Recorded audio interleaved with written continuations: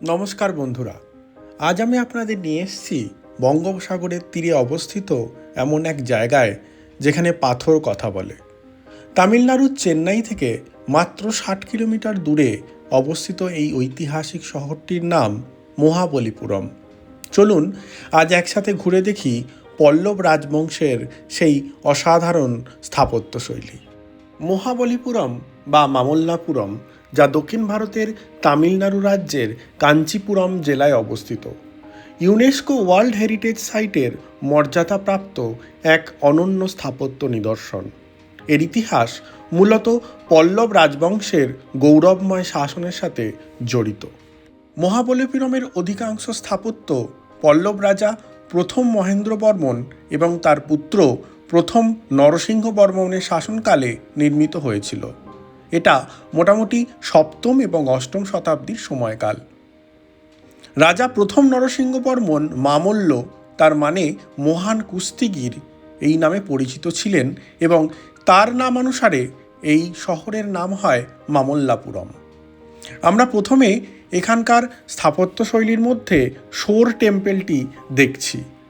এই শোর টেম্পেল এবং অন্যান্য স্থাপত্য মূলত পাথরের গায়ে পাহাড় কেটে তৈরি। এটি দক্ষিণ ভারতীয় দ্রাবিড় স্থাপত্যের প্রাথমিক রূপ হিসাবে বিবেচিত হয়।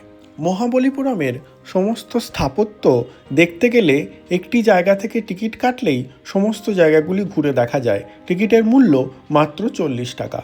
আপনি যে কোনো জায়গা থেকেই টিকিটটা কেটে সেই টিকিটটি সঙ্গে রাখবেন এবং প্রতিটা জায়গা যখন দেখবেন সেখানকার সিকিউরিটি যারা থাকবে তারা স্ট্যাম্প মেরে আপনাকে ভিতরে যাওয়ার অনুমতি দেবে। দয়া করে টিকিটটি ফেলে দেবেন না, সম্পূর্ণ ভ্রমণ শেষ হলে তবেই আপনারা টিকিটটি ফেলবেন।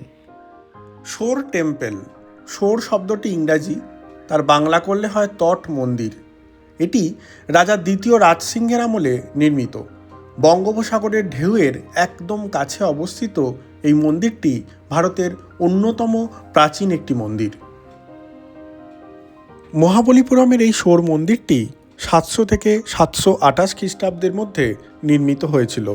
এটি মহাবলীপুরমের অন্যান্য গুহা মন্দির বা রথ মন্দিরের মতো পাহাড় কেটে তৈরি হয়নি, বরং পাহাড় সাজিয়ে স্ট্রাকচারাল টেম্পেল তৈরি করা হয়েছে। এই মন্দিরের একদম গা দিয়ে বয়ে গেছে বঙ্গোপসাগর। বঙ্গোপসাগরের বিপুল জলরাশি আছড়ে পড়ছে এই তট মন্দিরের গায়ে। এ এক অভিনব দৃশ্য। ধীরে ধীরে আমরা যখনই মন্দিরের গায়ের কাছে এগিয়ে যাব তখন দেখব এই মন্দিরটি তৈরি হয়েছে সম্পূর্ণ গ্রানাইট পাথর দিয়ে। মন্দিরের মূল চত্বরে 3টে পৃথক মন্দির আছে। এদের মধ্যে বড়টি এবং ছোটটি ভগবান শিবের উদ্দেশ্যে উৎসর্গ করা এবং মাঝখানেরটি ভগবান বিষ্ণুর অনন্ত শয়ান রূপ। এই মন্দিরের স্ট্রাকচার যদি দেখা যায়, মন্দিরের উপরিভাগ পিরামিডের মতো ধাপে ধাপে উঠে গেছে, যাকে বলা হয় বিমান।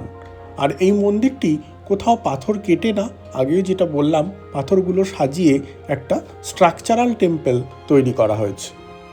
প্রাচীনকালে নাবিক এবং পর্যটকরা মহাবলীপুরমের এই উপকূলকে 7 প্যাগোডা বা 7টি পাগোডার দেশ বলে অভিহিত করতেন। তট মন্দির ছিল সেই 7 মন্দিরের মধ্যে একটি। লোককথা অনুযায়ী নাকি শোনা যায় বাকি 6টা মন্দির বর্তমানে সমুদ্রের নিচে তলিয়ে গেছে। একটি মজার তথ্য এখানে দিয়ে রাখি।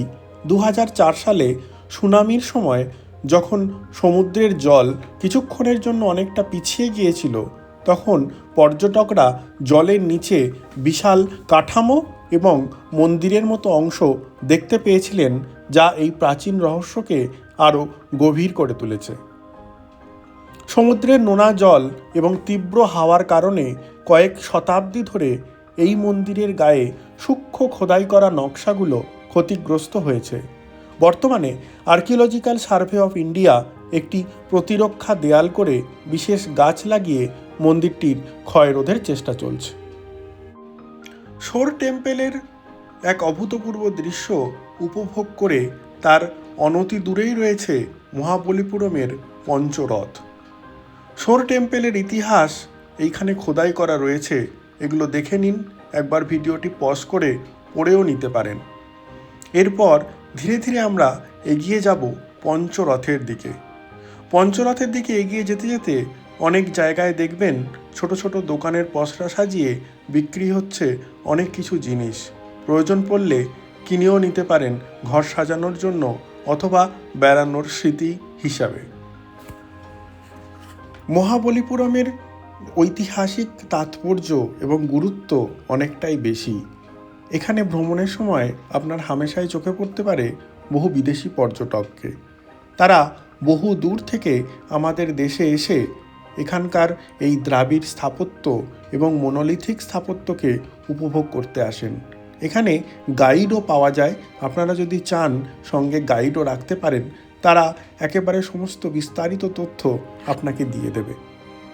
এবার আসি পঞ্চরথে। মহাবলীপুরমের পঞ্চরথ ভারতীয় স্থাপত্যের এক অনন্য বিস্ময়। এটি কোনো সাধারণ কাঠামো বা মন্দির নয়। সপ্তম শতাব্দীতে গ্রানাইট পাথরের বিশাল খণ্ড কেটে তৈরি করা হয় 5টি রথ সদৃশ কাঠামো। একে মোনোলিথিক স্থাপত্য বলা হয় কারণ প্রতিটি রথ মাত্র একটি অখণ্ড পাথরকে খোদাই করে বানানো হয়েছে।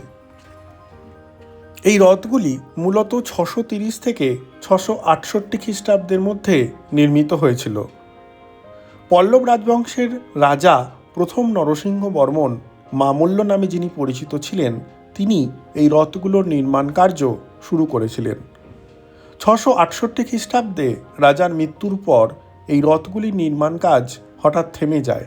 এই কারণে রথের ভিতরের কাজ এবং অলঙ্করণ আজও অসম্পূর্ণ রয়ে গেছে। যদিও এই রথগুলির সাথে পঞ্চপাণ্ডবের কোনো ঐতিহাসিক সম্পর্ক নেই, তবুও স্থানীয়ভাবে এগুলি পঞ্চপাণ্ডবের ও দ্রৌপদীর নামেই ডাকা হয়।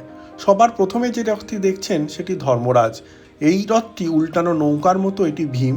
তারপর রয়েছে নকুল সহদেব এবং তারপরে দ্রৌপদীর ছোট্ট কুড়েঘরের মতো রথ, আর তার মাঝখানে রয়েছে অর্জুন রথ, যেটি ধর্মরাজ রথের একটি ক্ষুদ্র সংস্করণ। এই রথগুলি দেখে বোঝা যায় কিভাবে সে সময়ের শিল্পীরা কাঠের রথ বা মন্দিরের আদলে পাথরকে রূপ দিতেন। বিভিন্ন জ্যামিতিক নকশায় প্রতিটি রথ তৈরি, যা তৎকালীন পল্লব সৃজনশীলতার পরিচয় দেয়। এবারে ধীরে ধীরে এগিয়ে চলা যাক পরবর্তী স্থাপত্যের দিকে। মহাবলীপুরমের অত্যন্ত বিস্ময়কর এবং বিশাল স্থাপত্য হল অর্জুনের তপস্যা। এটি একটি উন্মুক্ত আকাশতলে খোদাই করা পাথরের দেওয়াল বা বাস রিলিফ। এটি প্রায় 27 মিটার লম্বা, 9 মিটার উঁচু দুটি বিশাল গ্রানাইট পাথরে গায়ে খোদাই করা এক শিল্পকর্ম। এই খোদাই করা চিত্র ঐতিহাসিকদের দুটি মতবাদ আছে। বলা হয় কুরুক্ষেত্র যুদ্ধের আগে অর্জুন নাকি শিবের কঠোর তপস্যা করেছিলেন, সেটি এই গুহাচিত্রে চিত্রিত।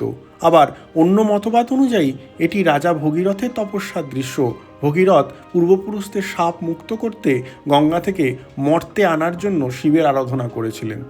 আর এর অনতি দূরেই দেখা যাবে কৃষ্ণের মাখন বলটি, যেটি মহাবলীপুরমের এক অন্যতম বিস্ময়। মহাবলীপুরমের অন্যান্য স্থাপত্যের মতো এটিও পল্লব রাজবংশের 7ম শতাব্দীর ইতিহাসের সাথে যুক্ত।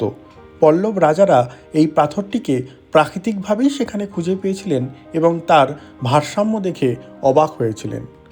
পৌরাণিক কাহিনী অনুযায়ী হিন্দু পুরাণে বলা আছে ভগবান শ্রীকৃষ্ণ ছোটবেলায় মা যশোদার হাঁড়ি থেকে চুরি করে মাখন খেতে খুব ভালোবাসতেন। লোককথা অনুযায়ী এই বিশাল পাথরটি হলো কৃষ্ণের হাত থেকে পড়ে যাওয়া একদলা মাখন, যা পাথরে পরিণত হয়েছে। তামিল ভাষায় এর নাম হলো ভানিয়ারকাল, অর অর্থ আকাশের দেবতার পাথর। 1908 সালে মাদ্রাজের গভর্নর আর্থার হাভলক 7টি হাতি দিয়ে এই বিশাল পাথরটিকে নিচে টেনে নামানোর চেষ্টা করেছিলেন, কিন্তু আশ্চর্যের বিষয় তিনিও ব্যর্থ হয়েছিলেন। আর এর ঠিক পাশেই রয়েছে গণেশের রথ। এটিও স্থাপত্যশৈলীর এক অন্যতম বিস্ময়। এখানে কিছুক্ষণ সময় কাটানোর পর ধীরে ধীরে এগিয়ে চলুন সমুদ্রের তীরের দিকে। আর বঙ্গোপসাগরের অপার সৌন্দর্য এই বিচে বসে আপনারা উপভোগ করতে পারেন। এখানে বেশ কিছুটা সময় কাটিয়ে নিয়ে সমুদ্রের বিপুল জলরাশির আনন্দ উপভোগ করতে করতে মহাবলীপুরমের দ্রাবিড় স্থাপত্যশৈলীর ইতিহাসটা একবার মনে করার চেষ্টা করুন। ভালোই লাগবে, সময়টা নিশ্চিন্তে কেটে যাবে। আর এই পরিকল্পনাটার জন্য বিশেষ সময়ের দরকার নেই, বিকেলের দিক থেকে একটানা 2-3 ঘন্টা সময়ই এর জন্য যথেষ্ট। আর আমার চ্যানেলে যারা নতুন এসেছেন তাদের স্বাগতম। তারা দয়া করে চ্যানেলটিকে সাবস্ক্রাইব করুন আর ভিডিওটিতে ভালো লাগলে লাইক এবং শেয়ার করুন। অসংখ্য ধন্যবাদ। আপনারা সকলে ভালো থাকবেন। দেখা হচ্ছে পরবর্তী কোনো এক ভিডিওতে। ধন্যবাদ।